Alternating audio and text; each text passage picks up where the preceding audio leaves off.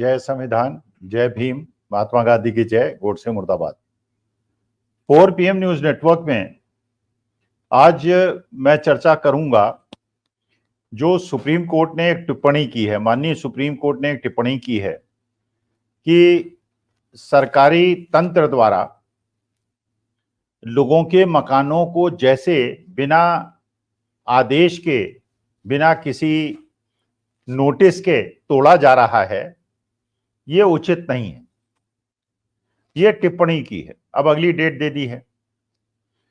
तो सामान्य जनता जो इस पे टिप्पणी पे अपने विचार प्रकट कर रही है, उनका ये कहना है कि माननीय सुप्रीम कोर्ट टिप्पणियां तो बहुत अच्छी करता है, लेकिन जो अल्टीमेट जजमेंट आता है उसमें ये चीजों पे कोई ठोस निर्णय नहीं होता है। तो इस बार मैं आशा करता हूं कि माननीय सुप्रीम कोर्ट ने जो टिप्पणी की है और जो सही टिप्पणी की है, उस पे जब फाइनल जजमेंट आएगा तो उस पे कोई स्पष्ट आदेश होगा जिससे इस गैर कानूनी काम पे रोक लगेगी। देखिए, असली मुद्दा क्या है? असली मुद्दा यह है कि एक तो है मकान अवैध है या वैध है, कोई भी निर्माण वैध है या अवैध है।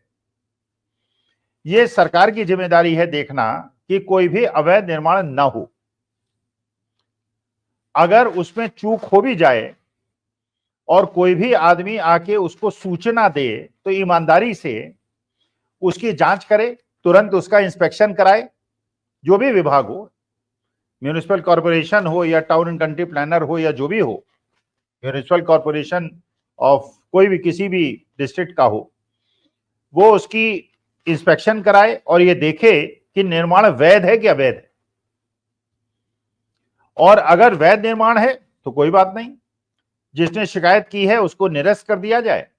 और अगर वैध निर्माण है तो ये जो जिसने कराया है निर्माण, उसको ससम्मान कहा जाए कि साहब आपको हमने परेशान किया, क्षमा कीजिए।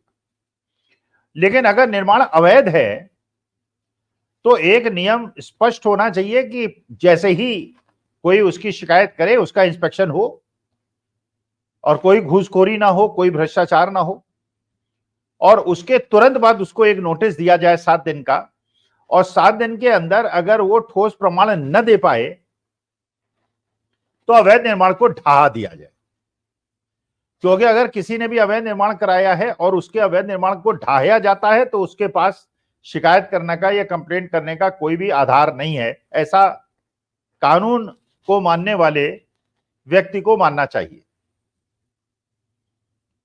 लेकिन अगर कोई भी व्यक्ति किसी मकान के अंदर वैध हो या अवैध हो, उसको किसी दूसरे क्रिमिनल चार्ज में या इकोनॉमिक ऑफेंस चार्ज में मान लीजिए वो लिप्त पाया जाए, तो उसका मकान इसलिए या उसका निर्माण इसलिए तोड़ दिया जाए कि वो बिना नोटिस दिए हुए कि वो ऐसे काम में लिप्त था किसी दूसरे चार्जेस में जिसके सजा संविधान अनुरूप और दंड संहिता के अनुरूप दूसरी है, और उसका मकान तोड़ दिया जाए, ये उचित नहीं है।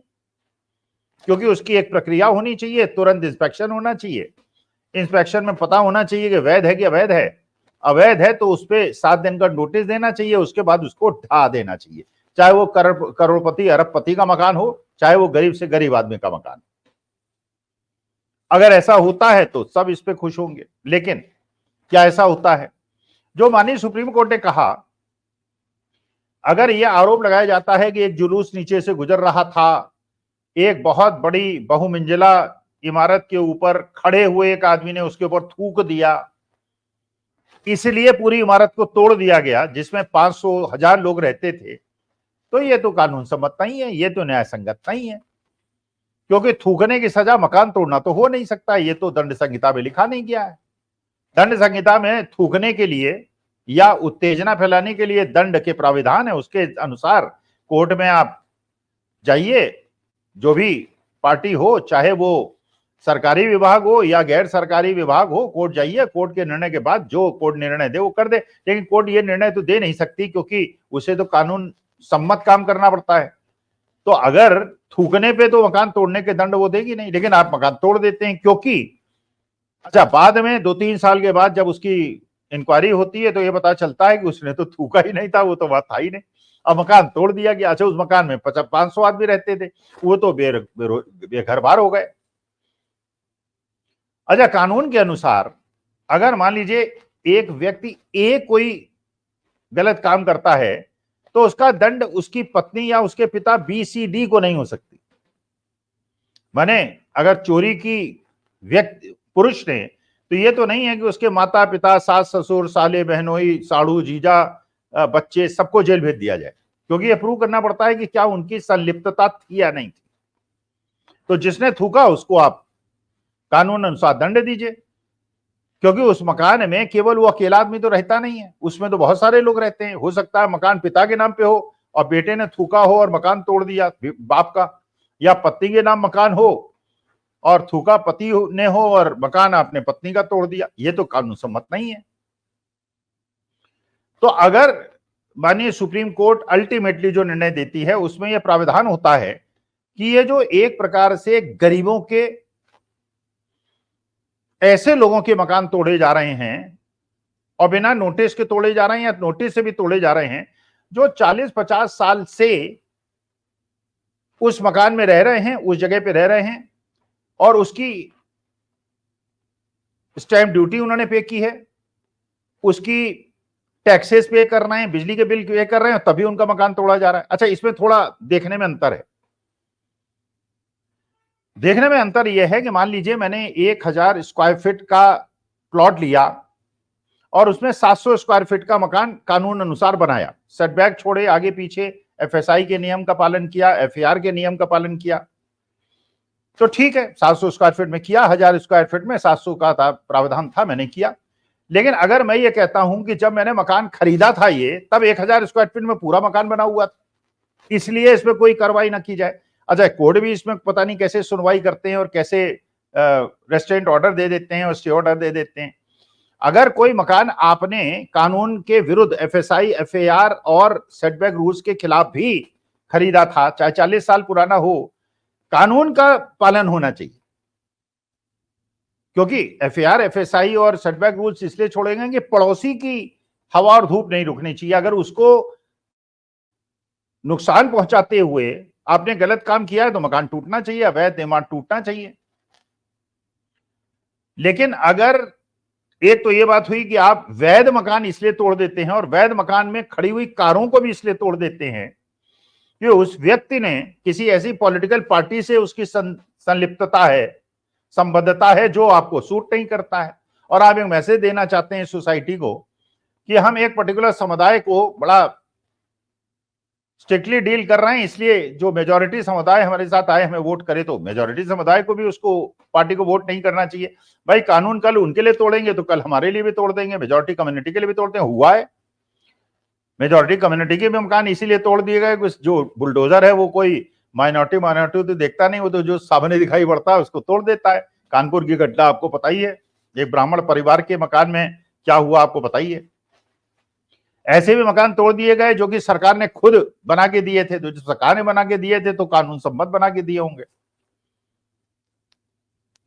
तो माननीय सुप्रीम कोर्ट अगर अगली सुनवाई पे इसमें एक ठोस निर्णय लेता है और ये जो मकान तोड़े गए हैं इनमें जो लोग संलिप्त पाए जाते हैं, बिना नोटिस के तोड़े गए हैं और मकान के साथ साथ उनकी पूरी प्रॉपर्टी को तोड़ दिया गया है। भाई, बिना नोटिस के अगर आप मकान को तोड़ेंगे और आदमी का पूरा सामान है, सारे जीवन यापन का सामान है, टीवी है, फ्रिज है, कार है, सोफा है, कपड़े हैं, और आए और आपने मकान तोड़ना शुरू कर दिया, तो उसका तो सारा मलबा बन जाएगा, उसका घर, फिर उसका आगे पीछे।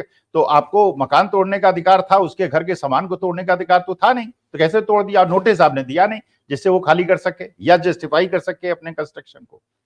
लेकिन इसकी दूसरी तरफ भी एक चीज है, जैसे मैं खुद भुक्तभोगी हूं। मैंने एक, मेरे बगल के मकान ने आज से 20 साल पहले मकान खरीदा मैंने, उसने भी 20 साल पहले खरीदा, जो मेरे पड़ोसी हैं। और जब 20 साल पहले खरीदा तो उनके पास उन्होंने ऑक्यूपेशन सर्टिफिकेट लिया, सील डीड कराई और इलीगल कंस्ट्रक्शन नहीं था। 5 साल पहले उन्होंने इलीगल कंस्ट्रक्शन शुरू किया करना। जैसे ही उन्होंने शुरू किया, मैं तुरंत टाउन प्लानर के पास गया। मैंने कहा, साहब वो इलीगल कंस्ट्रक्शन कर रहे हैं। पहले 20 दिन उन्होंने मेरी बात नहीं सुनी। क्यों नहीं सुनी? आप जानते ही हैं आजकल क्यों नहीं सुनते लोग? क्योंकि जेब गर्म हो जाती है, हाथ गर्म हो जाते हैं। 20 दिन तक तो उन्होंने सुनवाई नहीं की। फिर मैं बार बार दौड़ता रहा, तो उन्होंने 20 दिन के बाद पहला नोटिस दिया 7 दिन का, 27 दिन हो गए। फिर मैं दौड़ा, मैंने कहा साहब कुछ नहीं हुआ। फिर 30 दिन के बाद उन्होंने एक और नोटिस दिया, 37 दिन। 38वें दिन वो कोर्ट गया, कोर्ट में उसने कहा कि साहब टाउन प्लानर परेशान कर रहा है, और रेस्टोरेंट ऑर्डर दे दिया। 5 साल से कोर्ट में केस चल रहा है। अच्छा, अब वो प्ली क्या दे रहा है जो लीगल कंस्ट्रक्शन करने वाला है कोर्ट में, कि साहब ये तो जब हमने खरीदा था 20 साल पहले तो इलीगल कंस्ट्रक्शन था। अच्छा, 20 साल पहले था, इन्होंने शिकायत की नहीं, अभी 7 साल पहले इन्होंने 5 साल पहले शिकायत करनी शुरू की है, और ये तो हमें परेशान कर रहे हैं।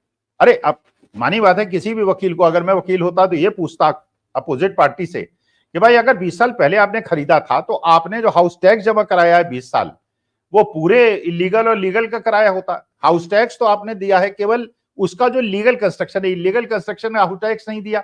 अच्छा, जो रजिस्ट्री भी आपने कराई है, सेल डीड भी कराई है, वो भी केवल लीगल कंस्ट्रक्शन की कराई है, क्योंकि इलीगल कंस्ट्रक्शन आपने बाद में किया है।